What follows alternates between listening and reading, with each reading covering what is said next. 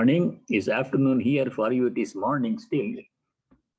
I, I'm very thankful for this opportunity to share my humble views on the teachings of Sri Ramakrishna. I begin with a short Shanti mantra from the Shvatashvatara Upanishad. Om Tvam Stri Tvam Pamanasi Tvam Kumara Utava Pumari Tvam Jirno Dandena Vanchasi Tvam Jato Bhavasi Vishwato Mukhaha. Om Shanti Shanti Shanti. O Lord, thou art woman, thou art man, thou art youth, thou art maiden, thou art the old man tottering on his staff, thou dost appear born in manifold forms. Om peace, may there be peace and joy in our hearts. Adhyatmika Shanti, may there be peace and harmony amongst all beings. Adi Bhautika Shanti, may there be peace everywhere in nature. Adi Daivika Shanti.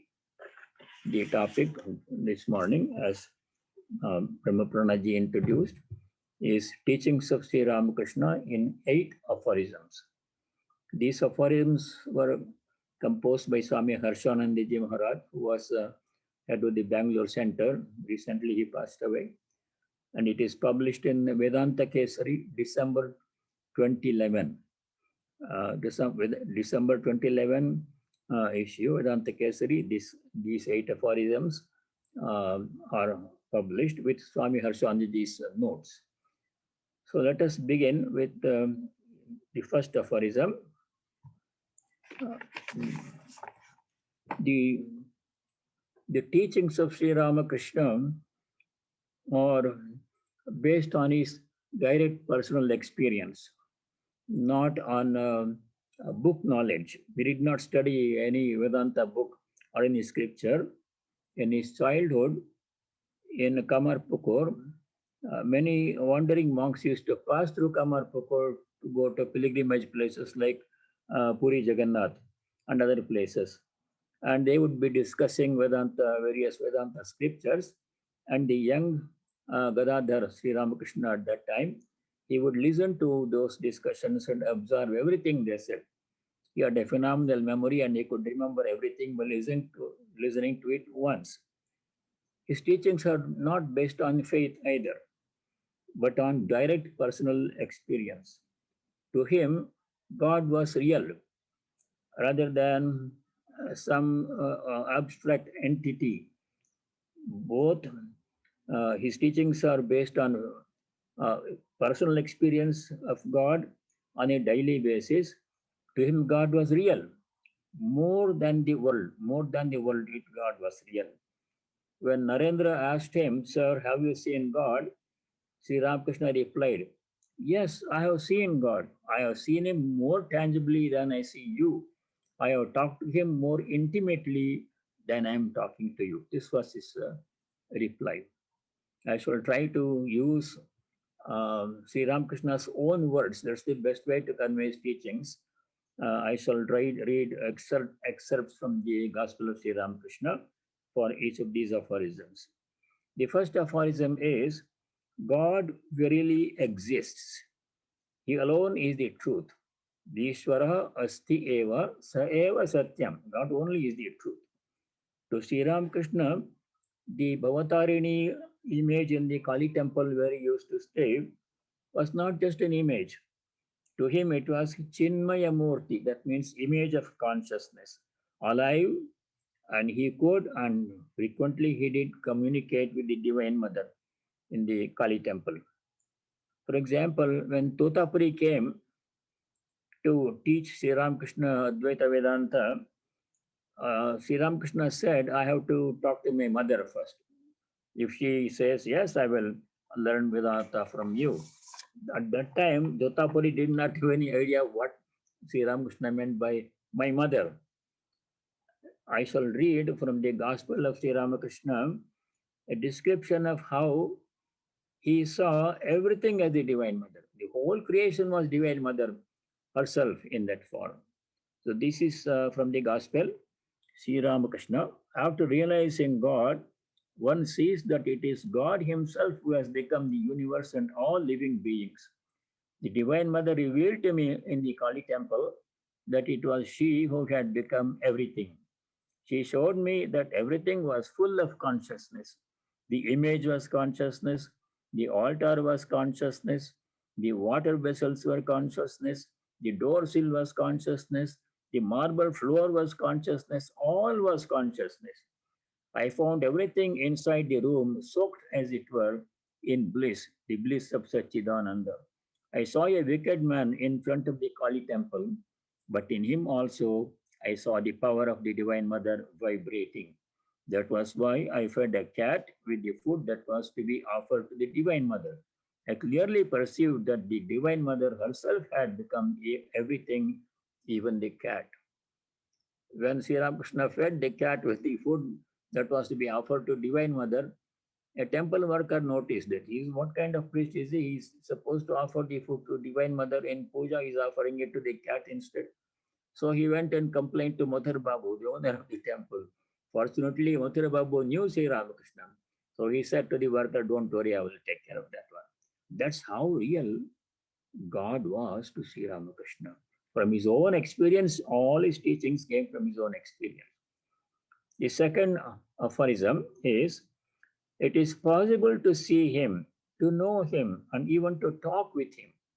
Tam drashtum jnatum tena saha alapam kartum cha sadhyam. It is possible to see him, drashtum, to conduct, to have a conversation with him, alapam kartum sadhyam. This he did on a daily basis. Sri Ramakrishna said this to Ishwar Chandra Vidyasagar. God can be seen. One can talk to him as I am talking to you. It was how real God was to Sri Ramakrishna. And then he said to Girish Chandra Ghosh one day, he said this. He is no doubt unknowable by the ordinary mind. God is not knowable by the ordinary mind, but he can indeed be known by the pure mind. God is known by the pure mind. This is what the Upanishad says. In the Katha Upanishad, says, Yama says to Nachiketa, God is present in all and everything, all beings and everything, but he remains hidden from you. He can be seen, God can be seen by somebody who has a pure mind and a very sharp intellect. Sri Ramakrishna said that. On another occasion, to Rakhal and other people, he said, God talked to me. It was not merely his vision. Yes, he talked to me. Under the banyan tree, I saw him coming from the Ganges. Then we laughed so much. By way of playing with me, he cracked my fingers. Then he talked. Yes, he talked to me. This is how sure, emphatic he was about his vision of the vision of God. This happened on a daily basis. Sri Ramakrishna Manamohan, I see Rama in all things. You are all sitting here, but I see only Rama in every one of you. Then Vijay Krishna Goswami once asked Sri Ramakrishna, if God is everywhere, if God is everything, why don't we see God? Why can't we see God? To this, Sri Ramakrishna gave this reply. This Maya, that is to say, the ego, is like a cloud. The sun cannot be seen on account of a thin patch of cloud. When that disappears, one sees the sun. If by the grace of the Guru, one's ego vanishes, then one sees God. That is the next aphorism, third aphorism, is to see God, to realize God is the goal of life. Ishvara darshanam sakshatkarascha jivanasya laksham. Laksham is the goal of life. Traditionally, we believe that there are four goals of life: dharma, artha, kama, and moksha. Most people pursue only the worldly happiness, namely artha and kama. Artha means money and everything, anything that money can buy. Kama means fulfillment of pleasures, desires for pleasures. Very few people have indeed real desire for liberation. Moksha is the ultimate goal. Very people have mumukshutvam. Mumukshutvam is very rare. The desire for liberation, only a few people have. Most people pray to God, but they pray to God for with various motivations. Some people pray to God to become free from some kind of distress in which they are, artha prayer. Some people pray to God for something that we don't have, that they want to have. It may be a job, it may be a house, it may be a spouse, it may be a child, whatever they don't have but they want to have. They pray to God for that one.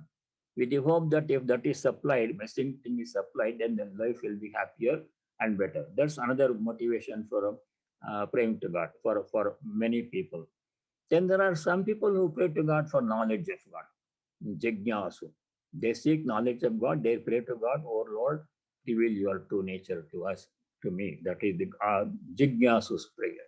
But very few people pray without asking for anything. Jnanis. They, even if they need something, they won't ask God for that. God knows what we need. He will supply. He will provide. Yoga Kshevam Mohamyaham is a famous promise from the Lord. So those are few. Those are few in number. Those who pray to God out of pure love, but not seeking anything from God. That was Sri Ramakrishna's prayer also. When he prayed to God, he only prayed for devotion, not for bodily comfort or name and fame or occult powers, anything. Only wanted pure devotion from God. Worldly happiness depends on contact with sense objects. Samsparsha jab hoga, as Sri Krishna says in the Gita. It is temporary, conditional, and highly limited. And it has to come with effort.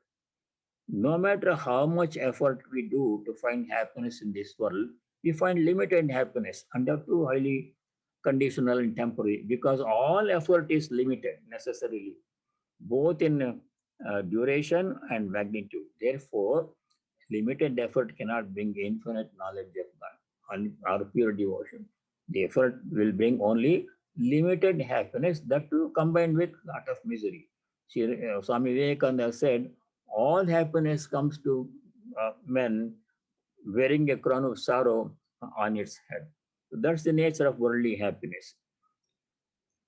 In the Kathopanishad, we see how when Yama offered all kinds of things, large kingdom, a long life to enjoy, a queen and dance and music, chariots and horses and elephants and everything, and a long life too, Nachiketa said, "No, I don't want any of these things. These are temporary. They are there today. Tomorrow they will vanish.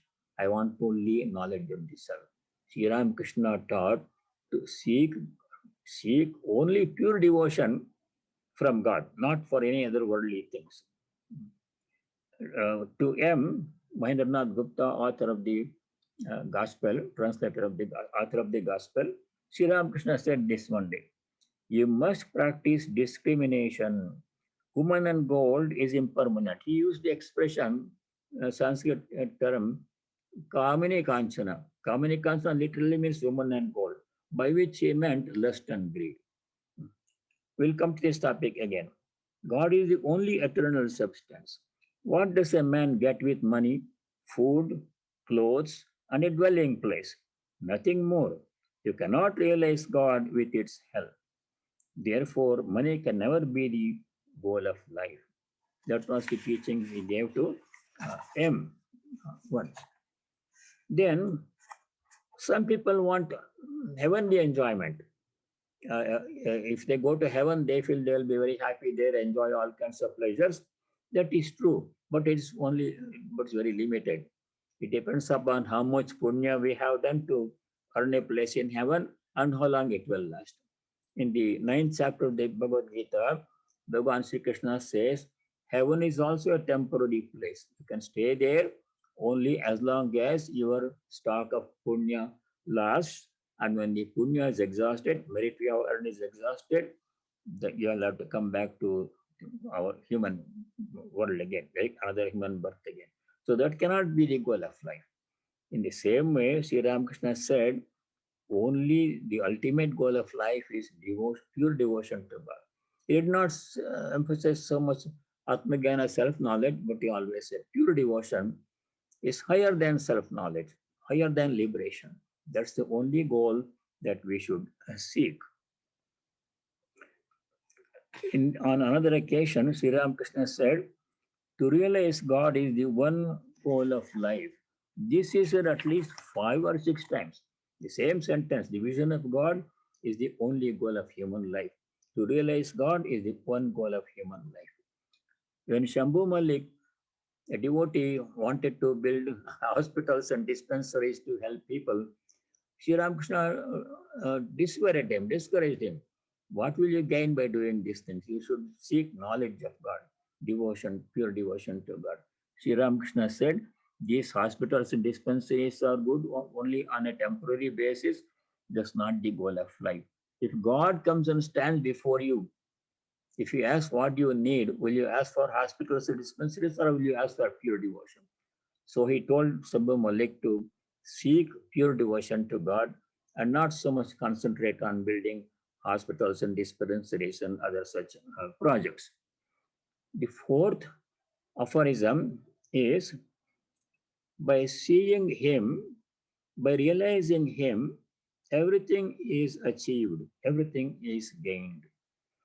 Taddarshanena sakshatkarena sarvam kritam sarvam praptam. If you see God, everything is achieved. That's the ultimate goal of life. In the Upanishad, it says, a knower of God achieves everything, becomes the supreme. Brahmavid apnoti param, says the Taittiriya Upanishad. A knower of Brahman reaches the supreme. There's no other higher goal. In the Gita also, the 6th chapter, Sri Krishna says, when one achieves self-knowledge, one regards no other gain as superior to that. Established in that self-knowledge, one is not moved even by the severest of calamities. Self-knowledge, or in Sri Ramakrishna would often say, pure devotion to God, Shuddha Bhakti Prema, that is higher than any other goal that human beings can achieve. And Sri Ramakrishna said that bliss of God realization is already inherent within each one of us. Only we don't know how to discover that and experience that one. What a man seeks is very near him. He still wanders seeking it from place to place, wanders from place to place seeking that self-knowledge or pure devotion. Then he gave the parable of a man who wanted to have a smoke in the middle of the night. So he had a lantern in his hand and he goes to the neighbor's house and knocks on the door, disturbing everybody's sleep. When the neighbor opened the door, he said, what do you need? He says, I want some fire to light my pipe or chillam. Then he said, that man said, you already have this lantern in your hand. Why are you seeking fire from another outside source? That is what we are doing. Everything is within us. The divine Lord is present within each one of us. As Sri Ramakrishna, as Sri Krishna says in the Gita many times, in everyone and everything, including people, animals, plants, inanimate objects, and everything in nature, the same divine presence is there in the same way. We don't know that one. Sri Ramakrishna said we have to look inwards. We have to pray to God for pure devotion. On one occasion, he said, a man attains everything when he discovers his true self in himself. The object of sadhana is to realize that. That is also the purpose of assuming a human body. The ultimate goal of having a human birth, which is a very precious gift, is to realize God, to realize our inherently divine nature. Forgetting that most people seek worldly happiness and fulfillment in other temporary ways. On another occasion, Sri Ramakrishna said, what happiness is there in that self and sense enjoyment? The realization of God gives 10 million times more happiness than any sense pleasure can give. In the Taittiriya Upanishad, there is a very nice passage where the teacher says, if there is a young man in perfect health and very good education, strong physically and mentally. He has the whole world's wealth in his command. Such a person never existed. But hypothetically, we create such a being for the sake of a comparison. Imagine that the happiness that such a person can have is 1 unit of human happiness. Then 100 times the unit of such a person's happiness is 1 unit of Manusha Gandharva. Some beings above us, Gandharvas are there. Gandharvas also are in two categories. Manusha Gandharva, Deva Gandharva. Like this, multiplying every time by 100 times, 100 times, 100 times. The bliss of knowing the self is infinite and cannot be compared to anything else. In the same way, Sri Ramakrishna said, there is no other thing in the world that can give us even a fraction of the enjoyment, happiness, bliss that knowing God will bring. So he encouraged people, taught people to seek knowledge of God, realization of God, pure devotion. Then the next aphorism, fifth one, is to reach this goal, a guru is necessary. Tadartham guruna bhavyatavyam. Guru is necessary. In our Sanatana Dharma Vedanta tradition, great importance is given to the role of a guru in spiritual life. Next Saturday is Guru Purnima. Today our Swami Atmagyanji spoke about the importance of role of guru in spiritual life. Sri Ramakrishna himself had several gurus, including a woman guru, Bhairavi Brahmani. So he often said that guru is necessary for spiritual life, for a progress in spiritual life. A devotee asked Sri Ramakrishna one day, Sir, is it necessary to have a guru? Sri Ramakrishna replied, Yes, many need a guru, but a man must have faith in the guru's words. He succeeds in spiritual life by looking on his guru as God himself. On another occasion, Sri Ramakrishna said, there are 8 fetters: shame, hatred, fear, caste, lineage, pride of good conduct, grief, and secretiveness. 8 fetters are there. These are the 8 fetters, and they cannot be unfastened without the help of a guru. Essential, guru is essential in spiritual life. Then he said to Mahimacharan, one day he said, have faith in Guru's words and work. If you have no Guru, then pray to God with a longing heart. He will let you know what he is like. We believe that a Guru will come, someone who is destined to be our Guru will come into our life at the right appropriate time. We should have the longing for the Guru. When and how to approach a Guru? In the Mundaka Upanishad, there is a very nice passage. The time to approach a Guru for a spiritual seeker, when the seeker has examined all the offerings that this world can give, how much happiness it can give, and he has developed a certain degree of detachment and not taste for worldly enjoyment, lost taste for worldly enjoyment, then it is the proper time to approach a Guru. And how to approach a Guru? In the old-fashioned way, a student used to approach a Guru in a Gurukulam holding a bunch of twigs, Samit Panihi, holding a bunch of dry twigs used in the fire ceremony. And that indicated approaching Guru with a bundle of fire, these dry twigs, meant that the student is ready and willing to accept the teacher and abide by his instructions and surrender to the teacher with humility. And then in the Bhagavad Gita, Sri Krishna says, when we approach a teacher, what we should do? 3 things we have to do. First thing is pranipata. Pranipata means Sashtanga Pranam. In certain other traditions also, this Sashtanga Pranama system is there. 8 parts of the body touching the floor. What does it mean? Total surrender to the Guru and not having one's own pride. One should approach a Guru with humility. First, prostration, first thing. Second thing is, these students should have should inquire with sincerity the nature of ultimate reality.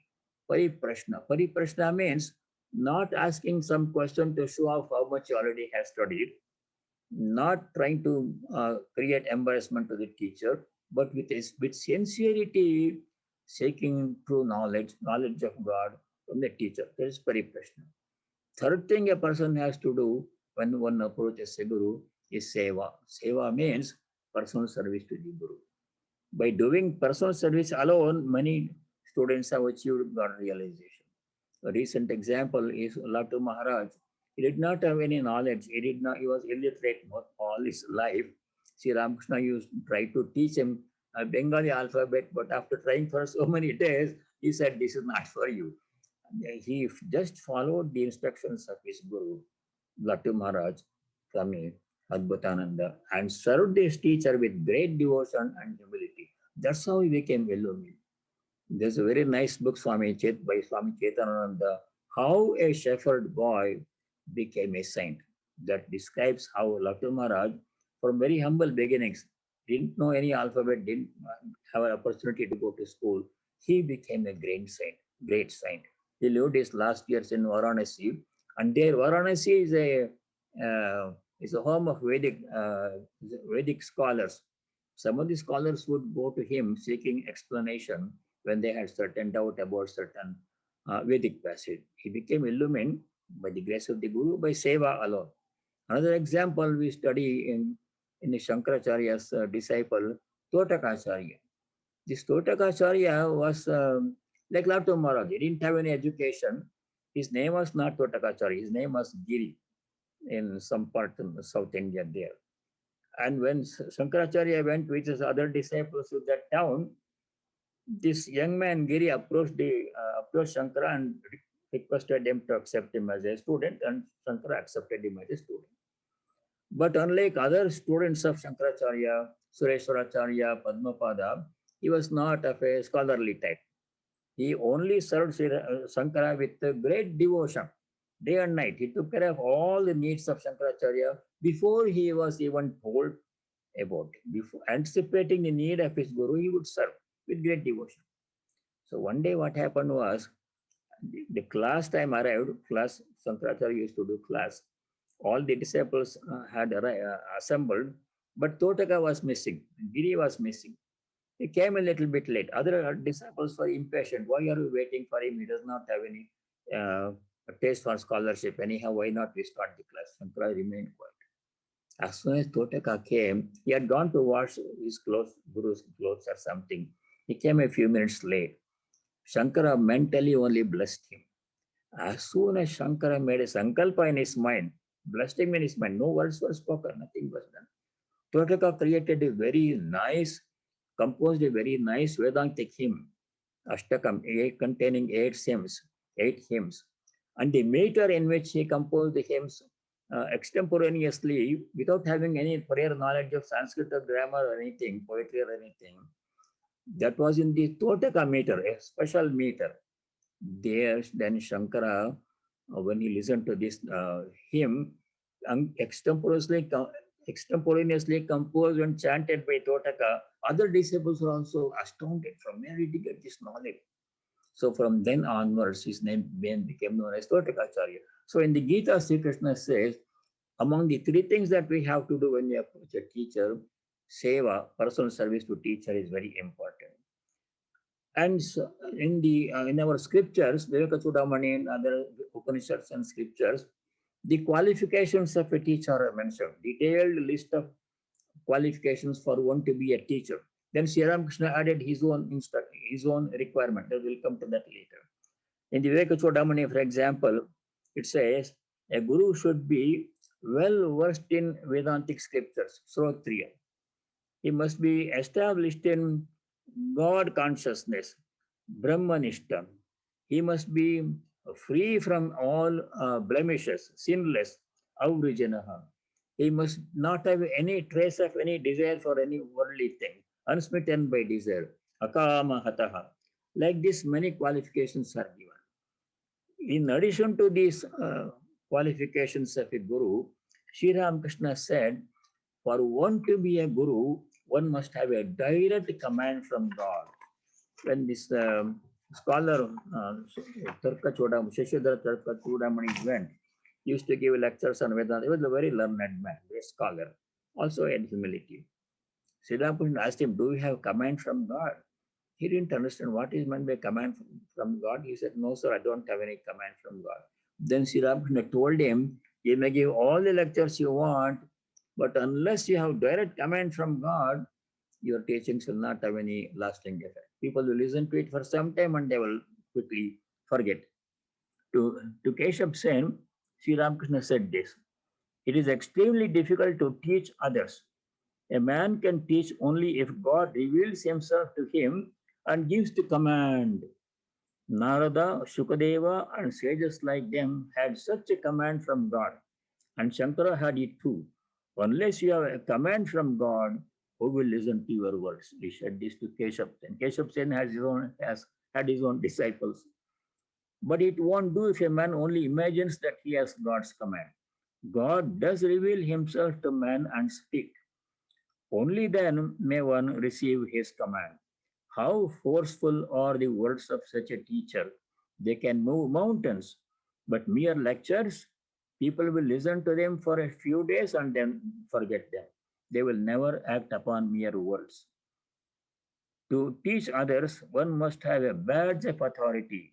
Otherwise, teaching becomes a mockery. It's all from the gospel. Sri Ramakrishna said, it is very difficult to preach religion. It is not possible to do so without receiving the command from God. The permission of God is necessary. Shukadeva had a command from God to recite the Bhagavata. If after realizing God, a man gets his command and becomes a preacher or a teacher, then that preaching or teaching does no harm. It will have lasting effect. Then he said, who can be a guru? God alone is the guru. He may come in the form of human being, but Sachidananda alone is the guru. This he said several times. To Keshav Sen, he said, there is only one guru, and that is Sachidananda. He alone is the teacher. Then he said, Sachidananda himself is the guru. He who is the guru is also the Ishta, the chosen ideal. The guru is the thread that leads one to God. To Brahmo devotees, Sri Ramakrishna said, Sachidananda alone is the guru. If a man in the form of a guru awakens spiritual consciousness in you, then know for certain that it is God the Absolute who has assumed that human form for your sake. The guru is like a companion who leads you by the hand. And then many times, Sri Ramakrishna said, it is very important to have faith in the guru's words. One sadhaka, one person asked, devotee asked Sri Ramakrishna, sir, what is the way? This question was often so many times with different devotees. This time he replied in this way, faith in the Guru's words. One attains God by following the Guru's instructions step by step. It is like reaching an object by following the trail of a thread. So this was the teaching of Sri Ramakrishna on the necessity of a Guru, to have faith in the Guru, to think that Guru is none other than the Lord himself. Sachidananda alone is the Guru, though he comes in the form of human being for our sake. The next aphorism, sixth aphorism is, renunciation of lust and greed is the main discipline. Kama kanchana tyagaha pradhanam sadhanam. Main discipline. Excuse me. If I have to point out one single teaching that Sri Ramakrishna repeatedly emphasized through his teachings, it would be this: to renounce lust and greed. He used the Sanskrit expression Kamini Kanchana, which literally means woman and gold, but it meant lust and greed. Sri Ramakrishna did not hate women. Never. On the other hand, he looked upon every woman as his own mother. He worshipped his own wife. Halarani Kali Puja, He Shodashi Puja, he worshipped Holy Mother Sri Sarada Devi as the Divine Mother herself, and he kept his own mother in the Nahabat, upstairs in the Nahabat in her last years, and took very good care of her. Why should one give up lust and greed? Why did Sri Ramakrishna so often emphasize this teaching that one should give up lust and greed? Sri Ramakrishna explained that a spiritual seeker should give up lust and greed because they are the main obstructions to God realization, to God vision. He said once, why is it that people do not see God? It is because of the barrier of woman and gold. To Pratap, he said once, it is woman and gold that keeps men away from God. That is the barrier. On another occasion, he said, as long as you live inside the house of Maya, as long as there exists the cloud of Maya, you do not see the effect of the sun of knowledge. Come outside the house of Maya, give up woman and gold, and then the sun of knowledge will destroy ignorance. To Captain Vishwanath, Sri Ramakrishna said this. But what is there to enjoy in the world? Woman and gold? That's only momentary pleasure. One moment it exists and the next moment it disappears. Woman and gold is the cause of bondage. Woman and gold alone constitutes samsara, the world. It is woman and gold that keeps one from seeing God. Then he also gave several instructions on how to overcome the lust and greed. Those are the main obstructions to spiritual life. In spiritual life, he gave 4 or 5 concrete instructions on how to overcome the desire for uh, woman and gold, lust and greed. First instruction, very often he repeated this instruction, repeating God's name. A devotee asked, how can I develop love for God? Sri Ramakrishna said, repeat his name and sins will disappear. Thus you will destroy lust, anger, the desire for creature comforts, and so on. Repeating God's name, one thing. Second thing Sri Ramakrishna said, how to overcome lust and greed is by sincere prayer. He himself showed how to pray to the Divine Mother to become free from lust and greed. This was his prayer. O Mother, I throw myself on thy mercy. I take shelter at thy hallowed feet. I do not want bodily comforts. I do not crave name and fame. I do not seek the 8 occult powers. Be gracious and grant that I may have pure love for thee, a love unsmitten by any selfish ends, a love craved by the devotee for the sake of love alone. And grant me the favor, O Mother, that I may not be deluded by thy world bewitching Maya, that I may never be attached to the world, to woman and gold, conjured up by thy inscrutable Maya. O Mother, there is no one but thee whom I may call my own. Mother, I do not know how to worship. I am without austerity. I have neither devotion nor knowledge. Be gracious, Mother, and out of thy infinite mercy, grant me love for thy lotus feet. That's the only thing you have to pray for. Chaitanya Mahaprabhu also said that don't pray for money or wealth or progeny or anything. Pray only for pure devotion. Sri Ramakrishna often emphasized if you pray to God, pray only for pure devotion. Other things are of not much consequence. That is second instruction. First is repeating God's name. Second is prayer. Third instruction on how to become free from lust and greed is by turning all our desires for worldly things into desire for God. To Brahmo devotee, he said this one. A Brahmo devotee asked him once, we have passions like lust, anger, and greed. What shall we do with these? How shall we treat this? Deal with this? Sri Ramakrishna replied, direct the 6 passions to God. The impulse of lust should be turned into the desire to have union with Atman. Feel angry at those who stand in your way of God. Feel greedy for Him. If you must have the feeling I and mine, then associate it with God. Say, for instance, my Rama, my Krishna. If you must have pride, then feel like Vibhishana, who said, I have touched the feet of Rama with my head. I will not bow this head before anyone else. pride, how to deal with. Fourth instruction on how to become free from lust and greed. By practicing discrimination, Viveka, Sri Ramakrishna said, and you should always discriminate between the real and the unreal. God alone is real, the eternal substance. All else is unreal, that is impermanent. By discriminating thus, one should shake off impermanent objects from the mind. You must practice discrimination. Woman and gold is impermanent. God is the only eternal substance. What does a man get with money? Food, clothes, and a dwelling place. Nothing more. You cannot realize God with its help. Therefore, money can never be the goal of life. That is the process of discrimination. Consider what is there in money or in a beautiful body. Why should a man give up God and direct his attention to such things? Why should a man forget God for their sake? Fifth instruction on how to become free from lust and greed by cultivating holy company and praying in solitude. Holy company and solitude. M asked one day, Sir, how may we fix our minds on God? Actually, this was the one of the four questions M asked in their second meeting.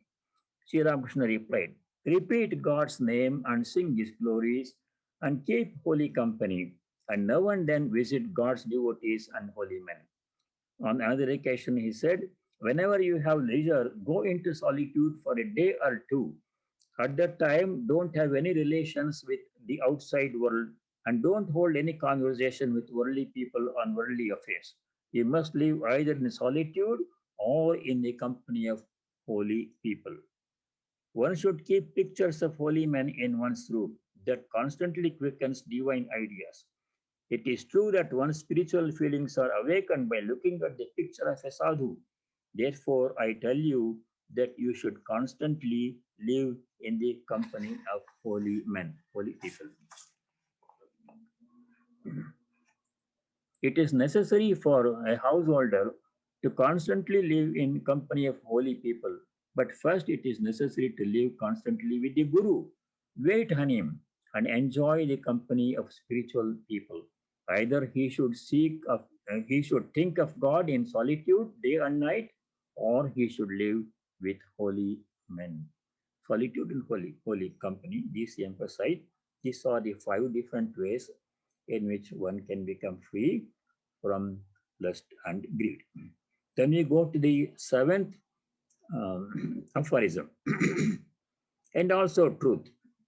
In addition to give up lust and greed, truthfulness must be practiced. Satyam cha. Sri Ramakrishna placed great emphasis on the practice of truthfulness. In the Upanishads and other scriptures, truthfulness is extolled as the most important virtue, essential for progress in spiritual life. In the Mundaka Upanishad, it says, Truth alone triumphs, not falsehood, not untruth. Truthfulness is the bridge to immortality. Sri Ramakrishna said this same thing. He said, even those who are engaged in worldly activities such as office work or business should hold on to truth.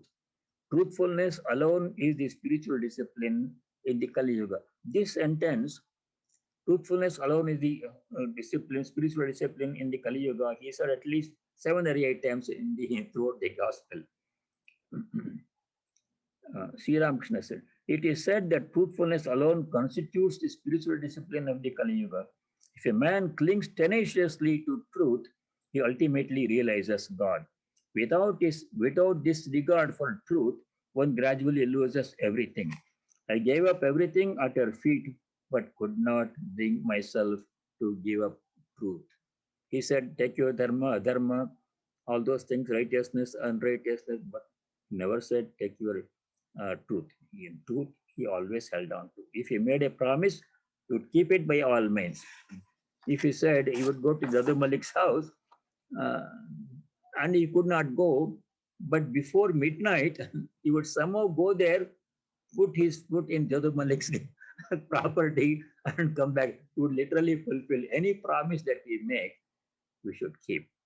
Ishwar Chandra Vidyasagar told Sri Ramakrishna one day when they met, I will come and visit you in Dakshineshwar. But he never went. Sri Ramakrishna remembered that one. He said, Ishwar Chandra Vidyasagar said, you will come and visit me here. He never came. He said, when a person makes a promise, gives a word, he must fulfill it at all costs. Now we go to the eighth aphorism, the last one.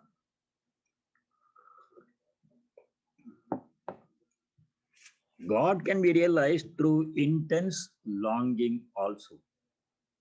Vyakulataiva api Ishvara Sakshatkara Sadhya. Vyakulata means intense longing must be there, not a faint desire. I want to see God, God realization. You have so many things to do in life. Among them, God realization is one in the list. Somewhere that the bottom of the list. Everything else comes above that one. Property, money, job, family, other thing, entertainment, enjoyment, etc.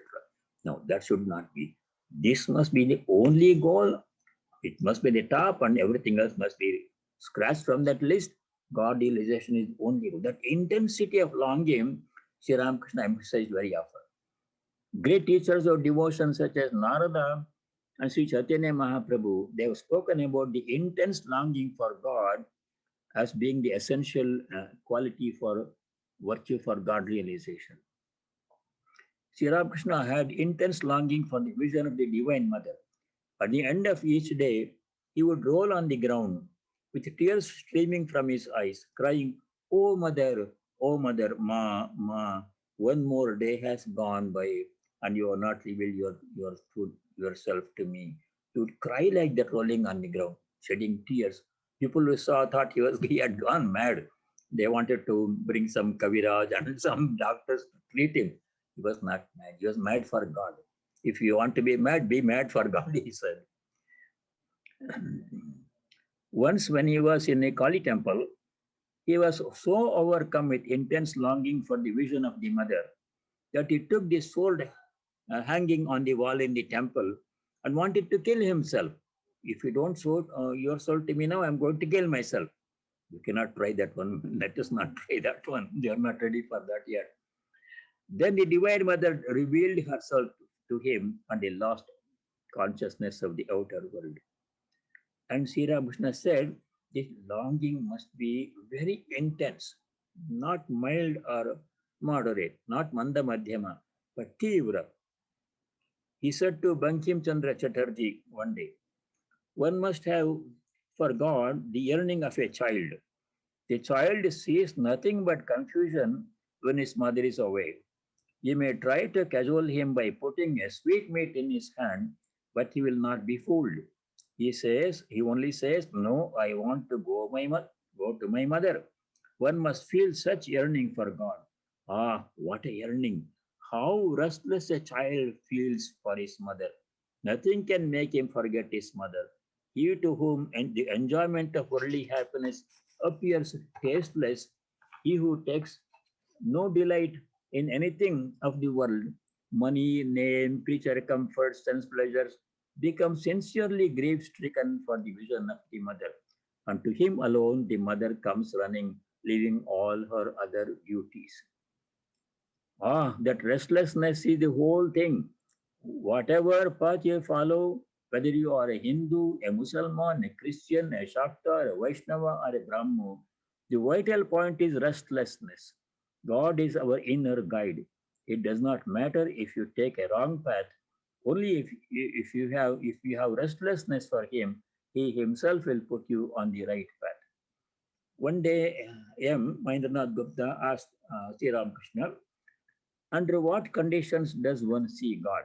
And Thakur replied in this way, cry to the Lord with an intensely yearning heart, and you will certainly see Him. People shed a whole jug of tears for wife and children. They swim in tears for money, but who weeps for God? Cry to Him with a real cry. Longing is like the rosy dawn. After the dawn, out comes the sun. Longing is followed by the vision of God. God reveals Himself to a devotee who feels drawn to Him by the combined force of these three attractions: the attraction of worldly possessions for a worldly man, the child's attraction for its mother, and the husband's attraction for the chaste wife. If one feels drawn to Him by the combined force of these three attractions, then through it alone one can attain Him. The point is, to love God even as the mother loves the child, the chaste wife her husband, and the worldly man his wealth. Add together these three forces of love, these three powers of attraction, and give it all to God, then you will see Him. On another occasion, Sri Ramakrishna said, you know that story of the man who asked his guru how God could be realized.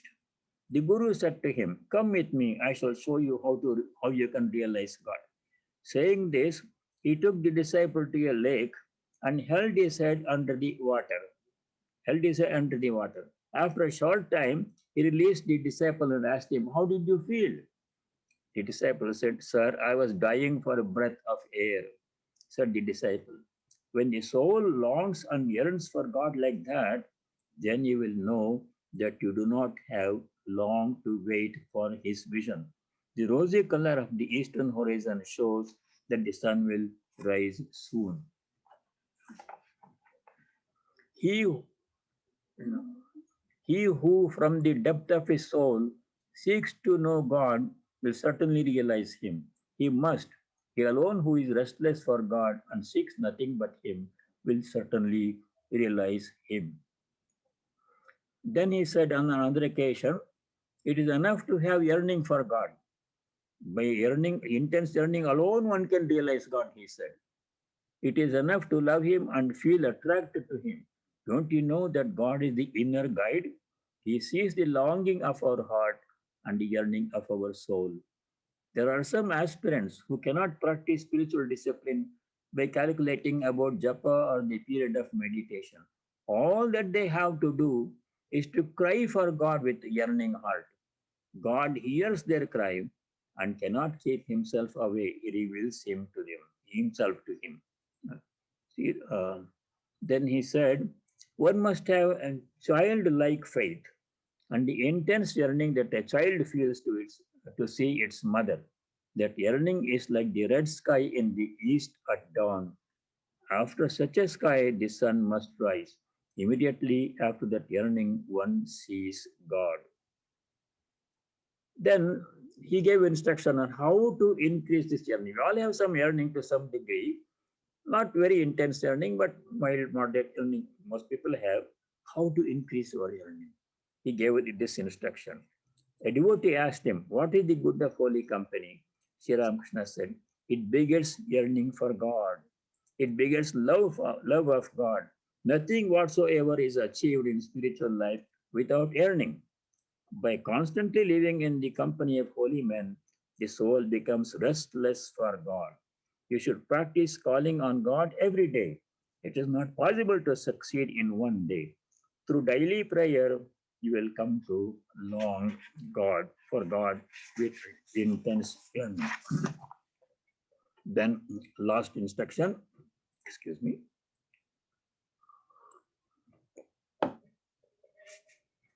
There are certain signs of God realization. The man in whom longing for God manifests its glories is not far from attaining him. What are the glories of that longing?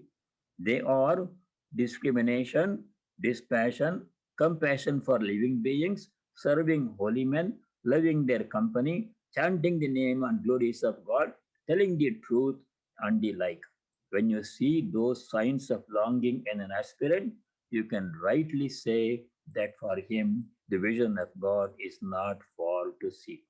So these are the final instructions are by yearning alone, Vyakulata alone, one can realize God. Even if he does not know how to do spiritual practice properly, meditation properly, if one has intense yearning for God, that alone is sufficient for God realization. And these are the signs of yearning for God.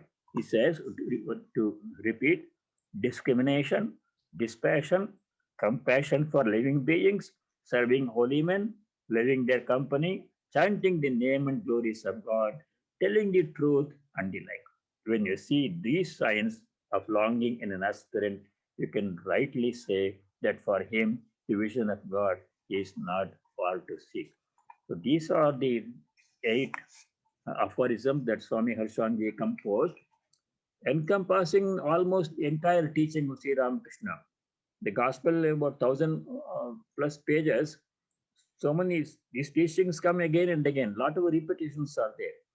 But in these 8 aphorisms, in a very succinct form, Harshanji Maharaj has captured the essential teachings of Sri Ramakrishna.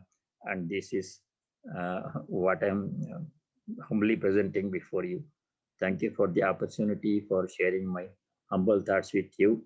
Ever grateful to Brahma Pranaji and all of you. Thank you very much. And all of you stay well. Good.